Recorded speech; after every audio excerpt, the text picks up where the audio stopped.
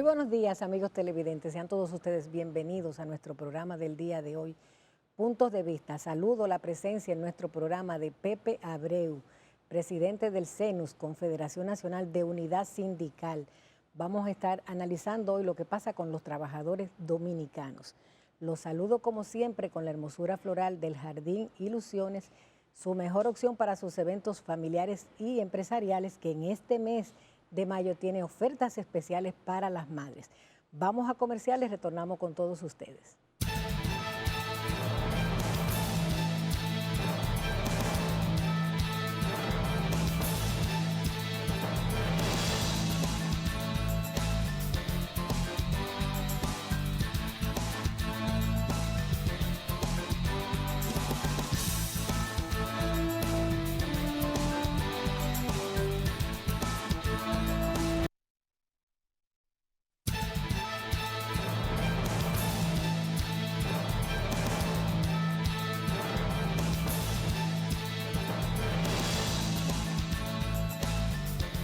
Saludamos la presencia en nuestro programa de don Pepe Abreu, presidente del CENUS, Confederación Nacional de Unidad Sindical, que justamente ha estado celebrando en este mes, el mes de los trabajadores, el 1 de mayo.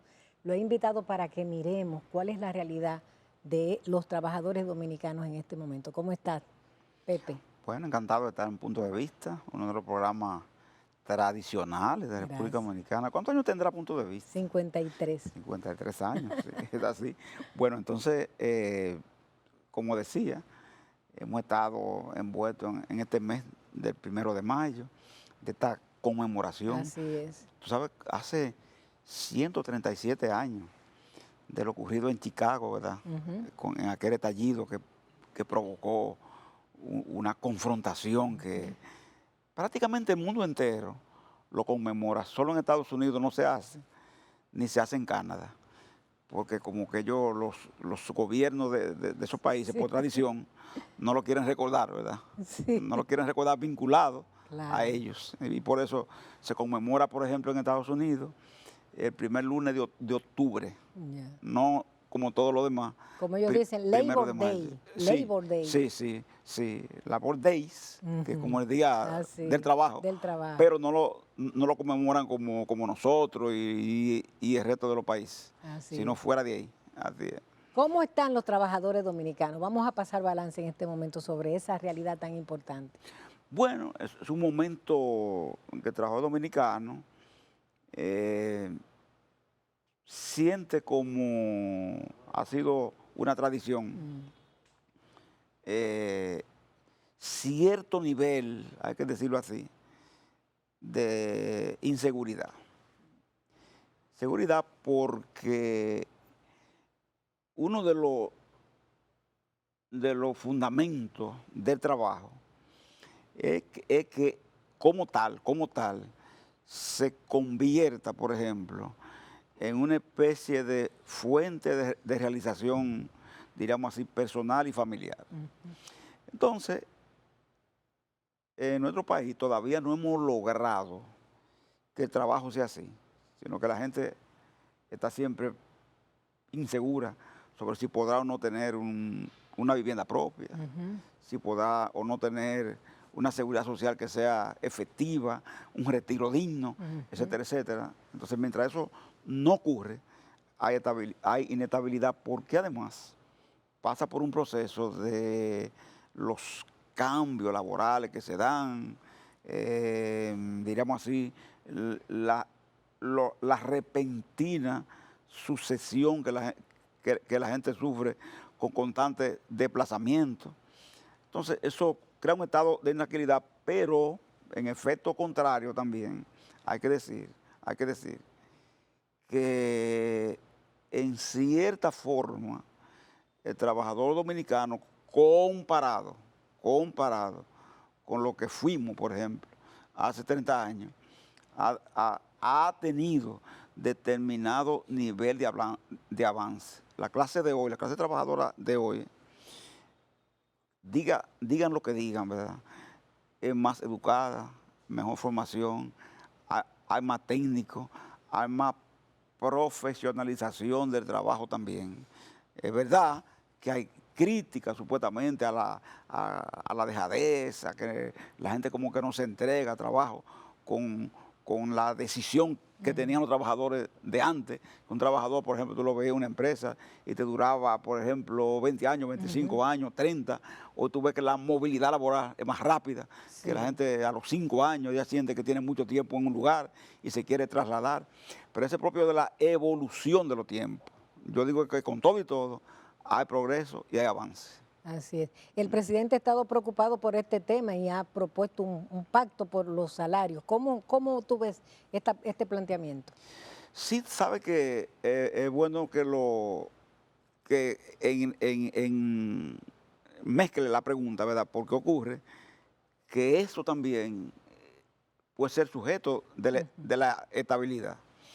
En la comparecencia que el presidente hizo el 1 de mayo con nosotros, él instruyó al ministro de Trabajo, Luis Miguel de Camps, para trabajar en la línea de un pacto. Un pacto lo que busca es sencillamente que de manera progresiva y continua, como lo dijo él, los salarios puedan ser ajustados. Por ejemplo, aquí hay que hacer una revisión. ¿Ajustado o indexado, Pepe?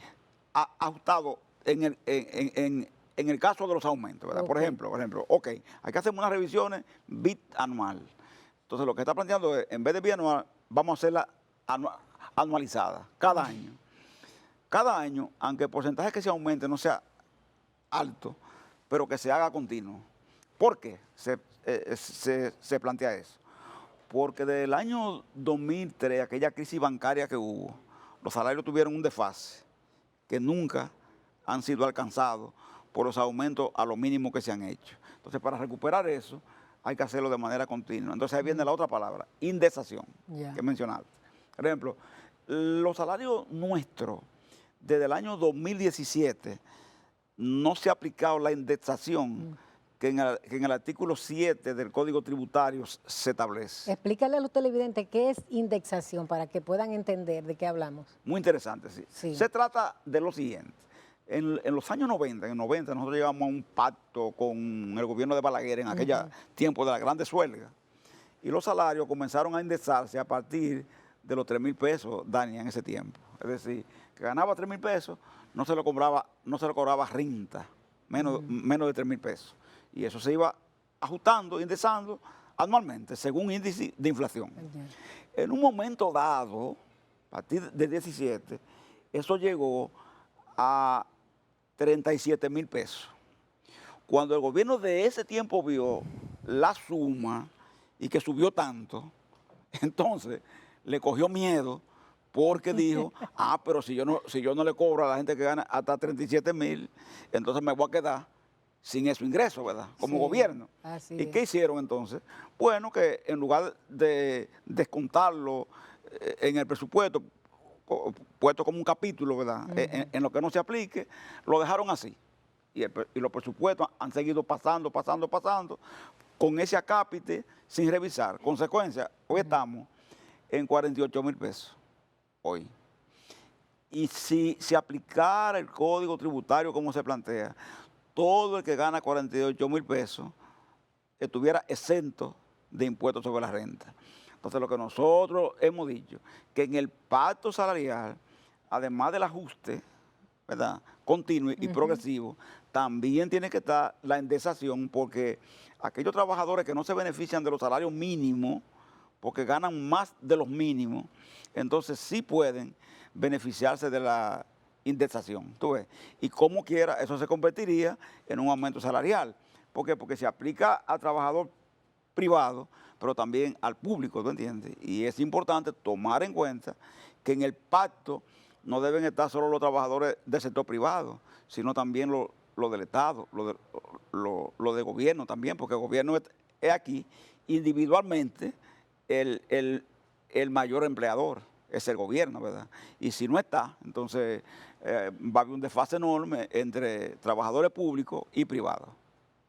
¿Cómo ves la relación entre los salarios y el índice de inflación, que cada vez es mayor, no solo aquí, sino en todo el mundo? Sí, ahora mismo uno dice, bueno, una inflación en Estados Unidos de 8,4 Que no se había visto era hace lo muchos nunca años. visto, ¿tú entiendes? Sí. Porque una de las cosas que uno veía en Estados Unidos era que tú ibas con $1 a un súper y compraba tal cosa. Hoy no, ya no es así, ¿verdad? Entonces, por eso, esta canasta de hoy en la República Dominicana está promediando 43,000 pesos. Promediando entre los 5 quintiles, promedio 43,000 pesos. Pero el promedio salarial, entonces, de los mínimos, está alrededor de unos 27,000 pesos. Distancia enorme, ¿verdad? Distancia enorme entre una cosa y otra. ¿Por qué? Porque cuando tú lo aplicas de manera directa en el terreno, te das cuenta que para ciertos productos ese promedio es aún mayor, ¿entiendes? Porque hay productos que por la evolución de los propios precios y por la dinámica inclusive de las propias necesidades que implican, siempre estarán más caros que otros, en definitiva, aunque tengan una misma canasta. No es lo mismo los alimentos, no es lo mismo la bebida no alcohólica, no es lo mismo el agua, que aquí hay que comprarla permanentemente, los alimentos para niños, que por ejemplo una camisa, un pantalón, eso no es igual, nunca, ¿verdad? Entonces, como no es así, esa evolución de los precios hace que esa canasta promedio, el nivel de inflación que se refleja con ella, no es igual a que se refleja en todos los productos. Por eso es que nosotros necesitamos lo que estamos diciendo, ¿verdad? El pacto salarial, porque sería el modo de en aproximadamente unos 10 u 8 años llevar a que los quintiles, ¿verdad? Y los salarios puedan en definitiva, marchar de una manera que no tengan un desfase enorme. Siempre habrá disparidades, porque la evolución de los precios siempre irá más rápido que los niveles salariales. Eso será así. Pero lo importante es que la distancia no sea tan alta, tan grande, y que no sea tampoco en todos los productos. ¿Cómo no? Bien, vamos a hacer una pausa y retornamos con Pepe Abreu. No se vayan.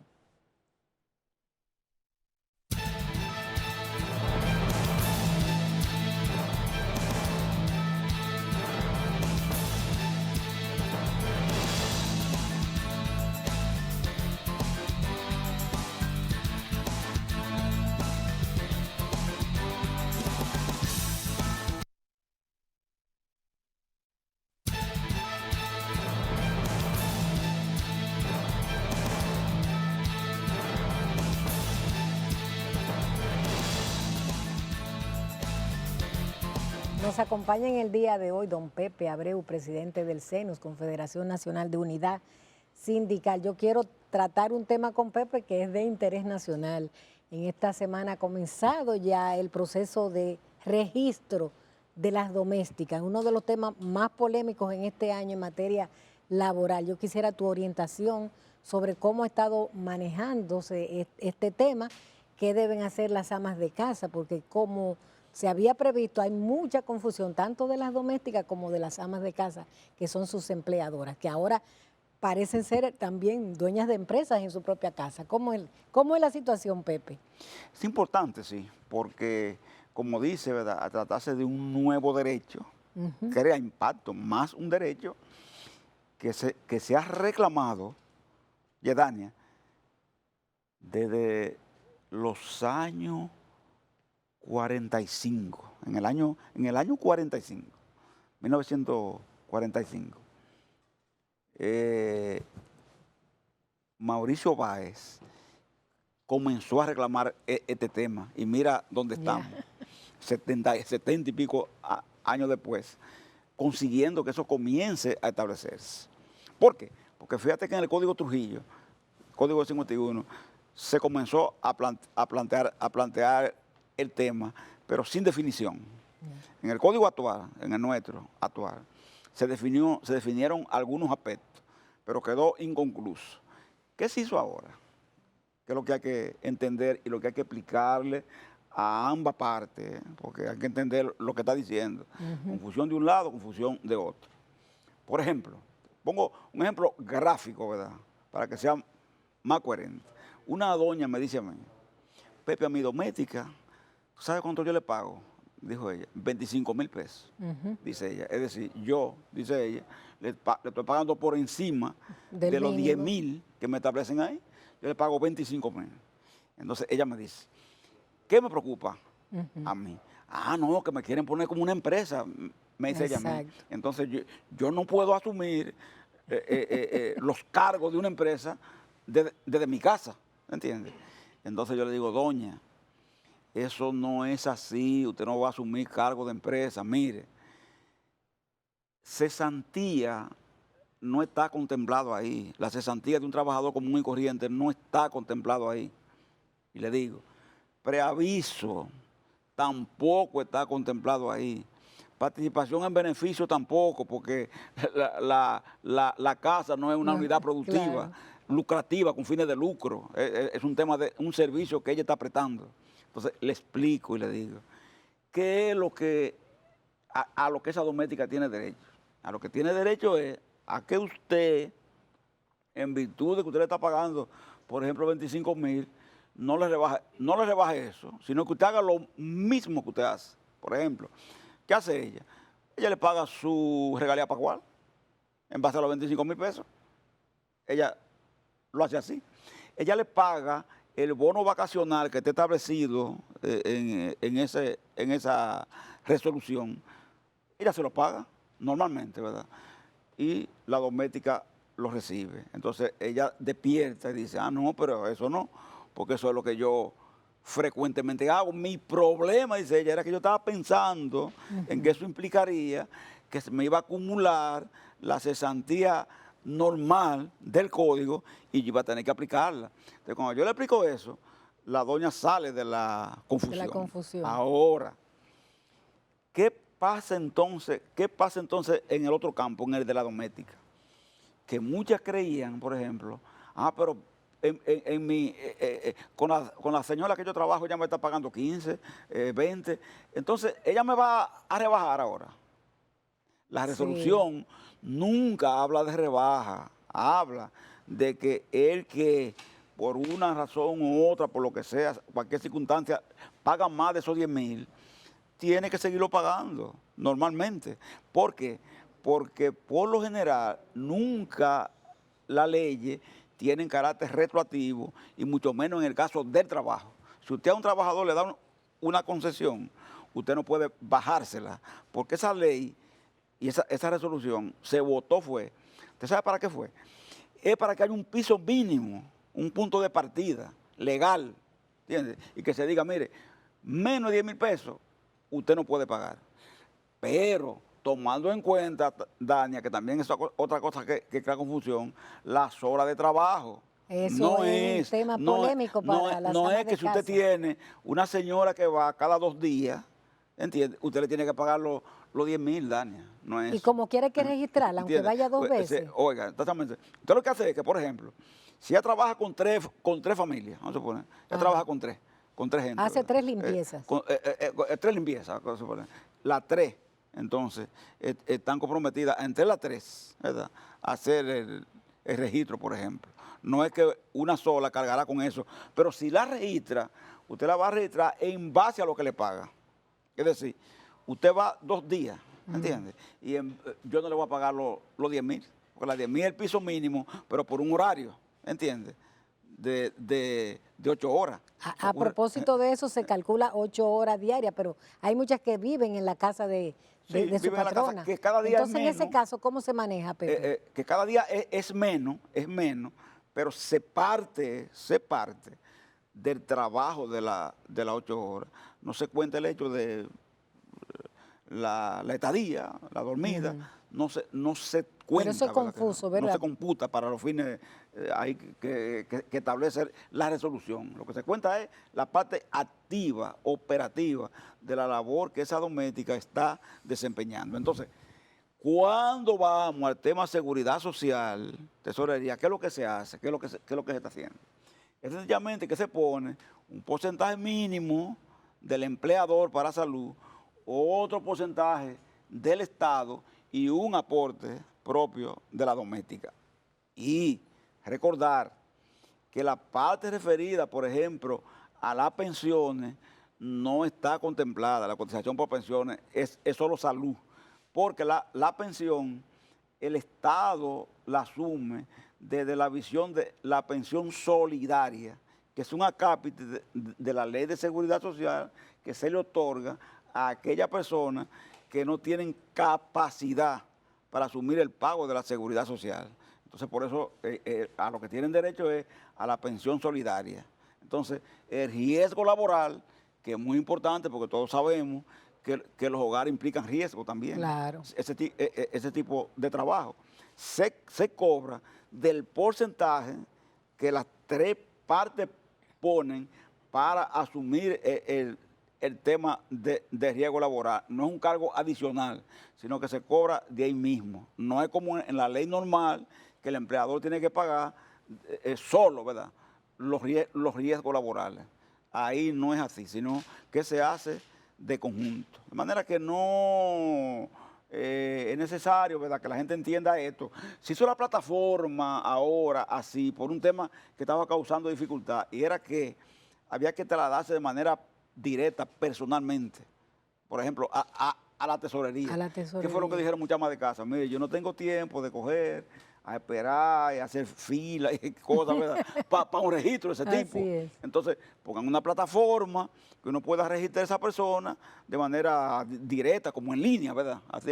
Así. Entonces, por eso fue que se tomó y se anunció el 1 de mayo esa decisión. Ese es un modo, Dania, de organizar ese sector, porque son casi 200.000 gente que hay en esa labor. Y que además todo el mundo sepa que tiene en su casa, ¿verdad? ¿A quién es que tiene en su casa? Porque aquí muchas veces han pasado hechos lamentables, porque se hacen contrataciones de personas y ha terminado en hechos trágicos, ¿verdad? Así es. Porque ni siquiera se sabe, ni siquiera tiene localizada quién es la persona que se ha contratado, dónde vive, quién es, dónde viene, dónde procede. Todo eso va a quedar también registrado para que sea computado y localizable a alguien que se contrata para hacer un trabajo tan delicado y tan difícil. Bien, pues con estas palabras vamos a concluir esta interesante participación de don Pepe Abreu, presidente del CENUS, aquí en nuestro programa Puntos de Vista. Vamos a comerciales, retornamos con todos ustedes.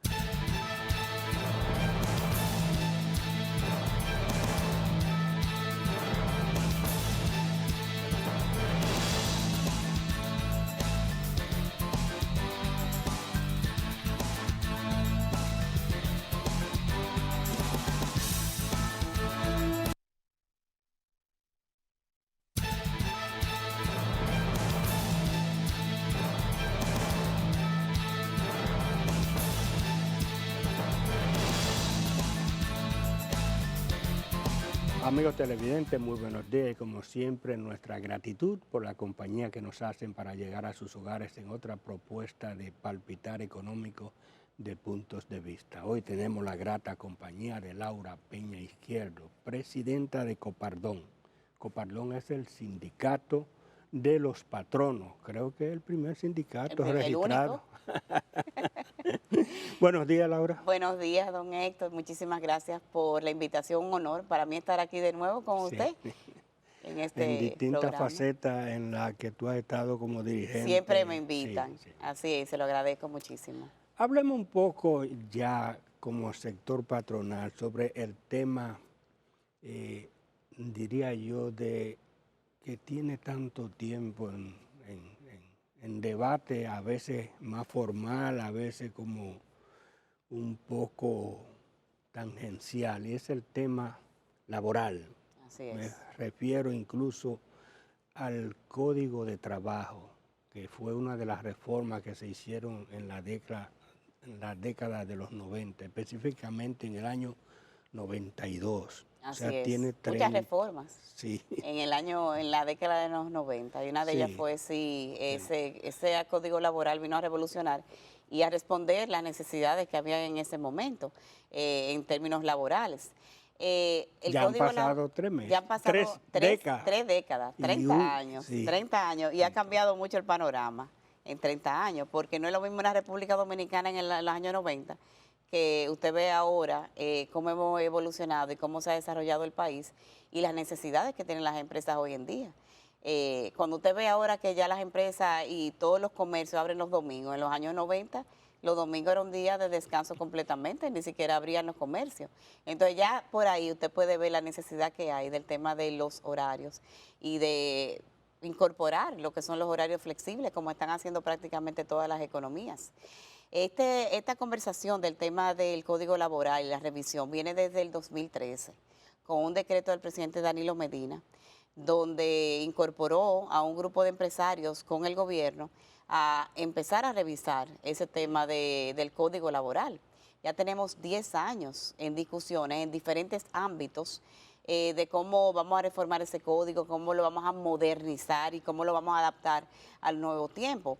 Yo que estaba en Ángel en ese momento, que me involucré con el tema de esa revisión del Código Laboral, incluso asistí a varias vistas públicas que se hicieron en diferentes partes del país con diferentes actores de la sociedad civil, escuchando las propuestas que tenía cada sector sobre la reforma del Código. Uno pensó en ese momento que iba a ser una conversación de 2 o 3 años.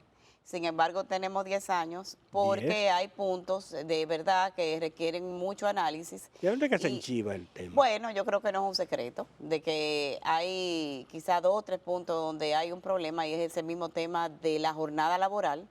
No nos hemos puesto de acuerdo con las partes involucradas, estamos hablando de los sindicalistas, la parte de los trabajadores y el gobierno sobre ese tema de cómo incorporar esos horarios flexibles o una jornada laboral diferente, por ejemplo, los hoteles, las zonas francas, industrias que trabajan 24/7. Quizás no teníamos un trabajo de 24/7 en los años 90. Necesitamos legislar para tener una jornada laboral que a veces puede ser de 12 horas. Hay empresas que han propuesto una jornada laboral que se llama 4x4, que es trabajando 4 días de 12 horas y después 4 días de descanso. Eso es algo que es equilibrado porque para el trabajador que va a someterse a 12 horas de rutina diaria, por 4 días va a tener entonces equivalente 4 días de descanso. Eso es favorecedor para una industria que trabaja 24/7.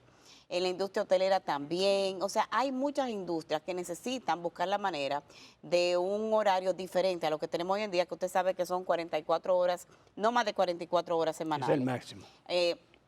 Hay empresas en el área de servicios que lo que trabajan son 40 horas. Nosotros en el área de seguro trabajamos de lunes a viernes, eso son 40 horas.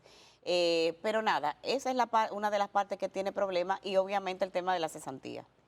Usted sabe que el pasivo laboral para el sector empresarial representa un costo muy alto. Al principio de las conversaciones... Cuando se habla de muy alto, más o menos una idea. Quizás debe de andar por de la nómina un 15% que uno tiene que ir guardando y reteniendo. Reservando. Los costos laborales totales para el sector empresarial andan en 65 centavos de cada peso que nosotros pagamos. ¿Qué tiene esto aquí? Todo lo que son... o sea, adicional. No, o sea, incluida el pasivo laboral ahí. Ahí está la seguridad social. La seguridad social que tiene salud, pensiones y riesgos laborales, que usted sabe que riesgos laborales lo cubre la empresa completo con un 1% de la nómina. El Infotep también, que es un 1% de la nómina. Tenemos que pagar también, tenemos el tema de la bonificación, regalía pascual, vacaciones. Y aparte de todo eso, también entrenamientos, que las empresas invierten en entrenamiento, en formación continua, para que sus empleados estén preparados siempre, en todo momento. Entonces, esas cargas laborales tenemos que buscar la manera de disminuirlas un poco, porque nos restan competitividad frente a nuestros pares de Centroamérica y en América Latina. En el principio de las conversaciones, el sector empresarial hablaba quizás de eliminar la cesantía, pero eso hace tiempo que el sector empresarial no lo ha planteado. El sector empresarial quiere una modificación a la cesantía de que no represente un costo tan alto. Se ha hablado en algunos momentos de esas conversaciones, en esas mesas de diálogo, de un tope. No hemos llegado a un acuerdo de qué tope, pero los trabajadores quieren que la cesantía se quede tal cual está. La cesantía no tiene límite. Son 23 días. Los sindicalistas dicen que eso no tiene... que eso no hay manera de que lo negociemos, sí. Eso es lo que ellos plantean. La cesantía tiene 23 días por cada año trabajado. O sea, que un empleado que tiene en una empresa 20 años y la empresa lo despide, tiene que pagar 23 días por 20 años de salario, de su último salario. Entonces, pero no solo eso, es que tenemos que tener ciertas reservas, que es ese pasivo laboral. Para una empresa pequeña es oneroso, para una empresa microempresa también. Entonces, quizás podemos dialogar de qué estructuras y qué podemos nosotros elaborar, que quizás sea diferente para una empresa y para otra, dependiendo de qué tamaño tenga esa empresa. Pero nada, ahí es donde se tranca el Una juego. cosa, como se habla de la comparación y que nos saca competitividad, son los pares, ¿la cesantía es una figura universal? La cesantía es una figura universal, sin embargo, en algunos países ya de Centroamérica se ha modificado y se ha establecido topes. Nosotros en ANGE en aquel momento hicimos, como se está hablando de la modificación del código, trajimos algunas experiencias de otros países donde ya habían modificado su código laboral y nosotros queríamos conocer esa experiencia. Y algunos países de Centroamérica lo que hicieron fue que establecieron un tope para esa cesantía. Y eso hizo que el pasivo laboral disminuyera un poco y así uno lo que hace es que una disminución del pasivo laboral incluso nos da la holgura para nosotros incluso pagar mejores salarios. Eso lo hemos planteado en muchos de esos ámbitos que hemos discutido el código laboral. Pero al final del camino necesitamos una modernización de ese código, porque la realidad de República Dominicana a nivel empresarial de los años 90 no es la realidad que tenemos hoy en día. No. Entonces hay que buscar la manera de que lo modernicemos, no solamente por esa parte del pasivo, sino por lo que hablaba de la jornada, los procedimientos, don Héctor. Hay un tema que a nosotros incluso el sector el trabajo a distancia nos afecta muchísimo cuando hay una demanda laboral. Y hay una sentencia en la corte, en la primera instancia, nos requieren que para hacer la apelación se deposite el duplo de la sentencia, el duplo de la sentencia. Eso para una empresa, para una empresa pequeña, eso si es casi es 1 millón hay que depositar 2 millones de pesos. Entonces, ¿qué hace la empresa? En vez de ir a un proceso de apelación que la cite, paga la sentencia. ¿Me entiendes? Porque en los años 90 había la facilidad de que uno iba a un banco y uno sacaba una garantía, igual una compañía de seguro, una fianza. Pero ahora la compañía de seguro o el banco te requiere frizar los fondos. Entonces estamos en lo mismo. Es igual que yo te pague. Entonces ahí es donde eso es algo que afecta enormemente a las empresas en sus gastos, en sus costos. Eso también es un punto que nosotros tenemos que buscar la manera de acordar de que no sea el duplo. Quizás si tú me dices a mí, bueno, deposita la mitad de la sentencia o deposita el valor de la sentencia, pues se hace un poquito, no tan fácil, pero menos cuesta arriba. Más manejable. Más manejable. Entonces, esos son de los temas que nosotros como sector empresarial necesitamos que se revisen en el código. Hay un aspecto que yo he escuchado en diversas ocasiones, que es que la Seguridad Social mandaba a una especie como de seguro de desempleo que se vería como un sustituto. Me gustaría que habláramos de ese aspecto luego que hagamos una breve pausa comercial. Volvemos en unos instantes.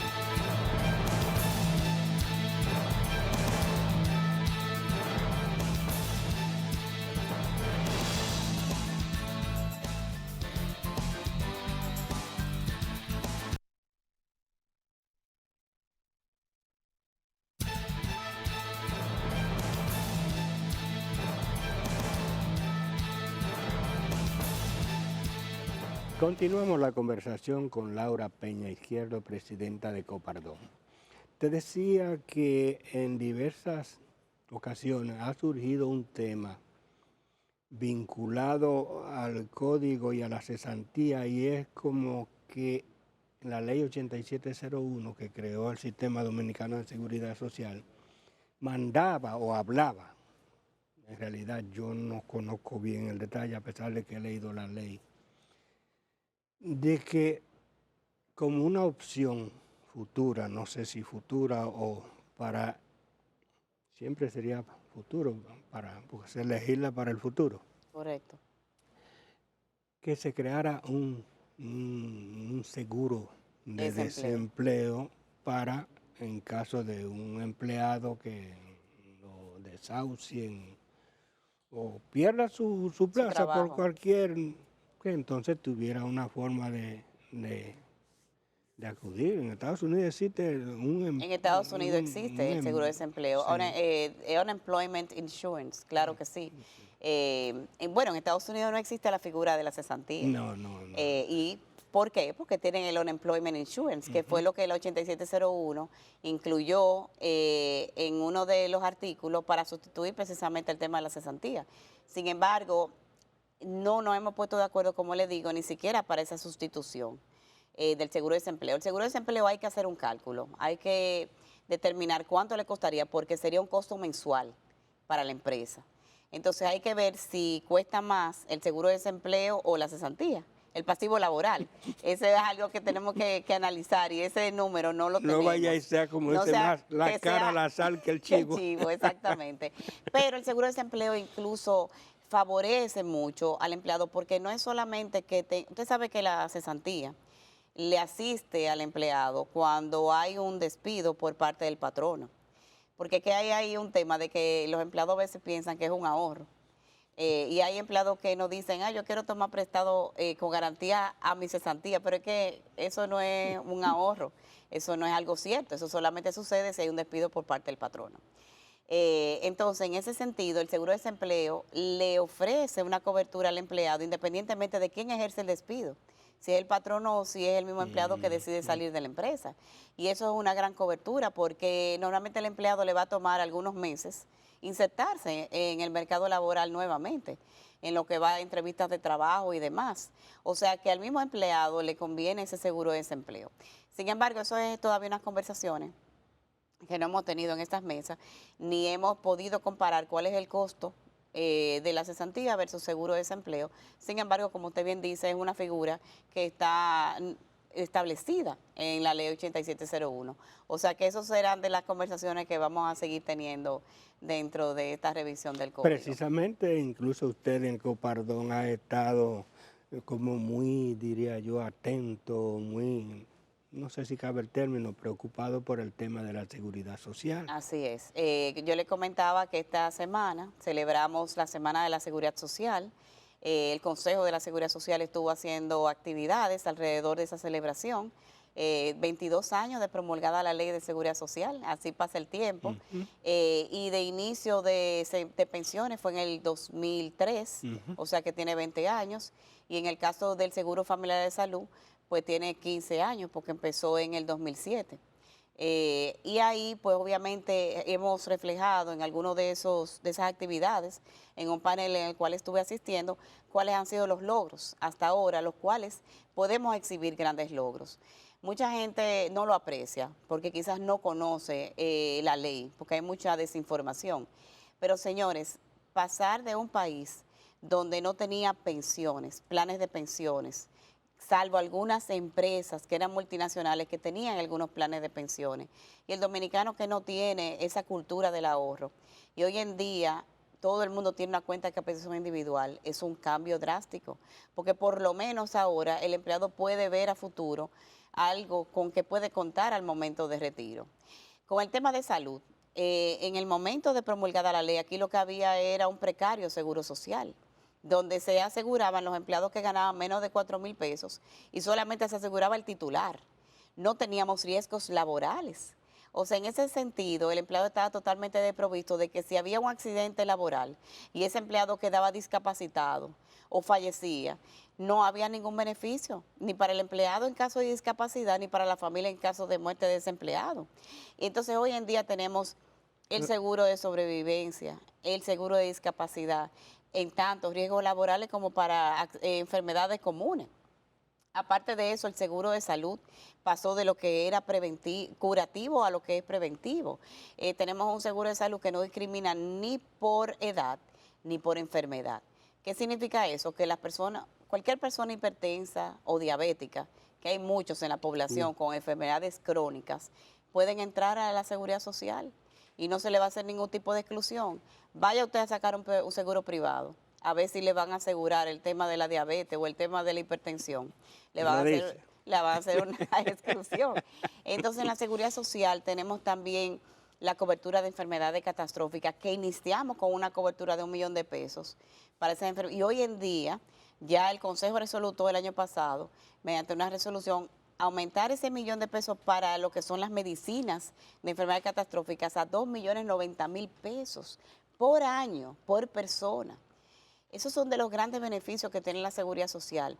Aparte de eso, se incluyó el beneficio de mastectomía y reconstrucción mamaria, que no lo tenía, no tenía ese beneficio la mujer en caso de que tuviera un cáncer, no tenía la reconstrucción, que usted sabe que eso es algo que tiene que ir de la mano, porque incluso una reconstrucción mamaria después de una mastectomía es necesaria para una mujer porque le afecta hasta psicológicamente. También en todos los años que tiene el Seguro Familiar de Salud han habido 13 aumentos de cápita. Y en la mayoría de esos aumentos de cápita han habido mejorías en los beneficios ¿Y qué dice para la los ley? afiliados. ¿Perdón? ¿Qué dice la ley La ley. sobre ese aspecto? No, la ley lo que manda es hacer un ajuste anual. Anual. Entonces, ¿por qué? Porque hay temas de inflación que hace que aumenten. La inflación afecta al costo médico mucho más que la inflación normal. El IPC médico es más alto. Entonces se hace una revisión anual, pero se trata de que en esa revisión de cápita se incluya algunos beneficios para los afiliados. Y en los últimos años han habido beneficios como los que le he compartido. Aparte de eso, el tema de la paroscopía no estaba incluido en el catálogo de prestaciones. Laura, como toda evolución de proceso tiene éxito, también tiene retos. Y yo creo que en la seguridad social, en la parte médica, como que debería haber un poco en cuanto al listado de medicamentos que se abarca, porque es frecuente lo que estamos en la calle y conocemos gente que, pero que ya llevé, pero el seguro no me cubre eso.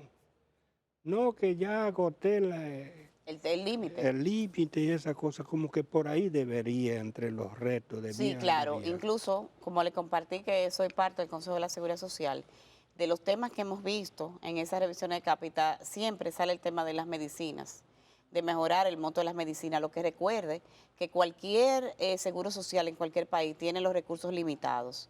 Nosotros no podemos alegremente ir aumentando beneficios porque tenemos que contar con un fondo del cuidado de la salud, de que no disminuya y que realmente, o sea, que la cápita tampoco aumente tantísimo, de que ese fondo se vaya a agotar. Entonces, en ese sentido, pues queda pendiente una revisión del tema de las medicinas, pero también es importante que los médicos orienten a esos afiliados cuando van a sus consultorios sobre el tema de la medicina, porque los médicos saben cuáles son esos productos genéricos que están encubiertos en la seguridad social y en ese sentido deben orientar al paciente para que el paciente compre ese medicamento y le rinda más el límite que tiene para medicinas. Pero cada vez que nos sentamos en la mesa para revisar esa cápita, créame que hacemos un esfuerzo por los afiliados, porque ese es uno de nuestros propósitos y objetivos, y es mejorar los beneficios y el acceso a los beneficios, que sea una manera que no sea burocrática, acceder a esos beneficios. Y por último, importante, don Héctor, es que el Consejo de la Seguridad Social se va a involucrar en una campaña de información a los afiliados, porque si el afiliado está bien informado sobre sus beneficios, pues lo aprecia y sabe a qué tiene que acceder, a cuáles son sus derechos.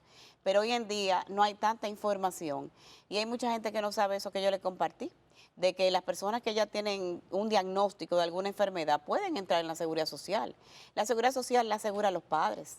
Mucha gente no sabe que uno puede incluir a su padre pagando la cápita de $1.555 mensuales, descontado de la nómina. No importa la edad del padre, no importa, 80, 90 años, 100 años, lo puede incluir y sin importar su estado de salud. Y eso ha sido uno de los grandes beneficios que la Seguridad Social nos ha dado. Laura, nos queda un minuto. ¿Usted cree que se podrá llegar a un acuerdo, podrá haber una luz al final del túnel con relación al Código Laboral? Yo entiendo que sí. Yo entiendo que es cuestión de que cuando hay un acuerdo, hay sacrificios de parte y parte. Y yo entiendo que nosotros, con el sector gubernamental, con el sector de los trabajadores, nosotros en el mismo Consejo de la Seguridad Social, eso es lo que hacemos, trabajar en consenso, porque es un consejo tripartito. Sí. Entonces yo entiendo y hago un llamado precisamente a los tres sectores, a que ya lleguemos a acuerdos concluyentes, porque el país necesita una modernización del Código Laboral. Gracias, Laura. Gracias, por don Héctor, aceptar por la nuestra invitación. y como siempre, esta sección es una ventana para ti en lo particular en todas las facetas. Pues yo creo que tú seguirás Le agradezco, tu carrera. don Héctor. Así que, Le agradezco bien, mucho. y a usted, amigo televidente, como siempre, la cita para el próximo domingo en otro Puntos de Vista. Hasta entonces.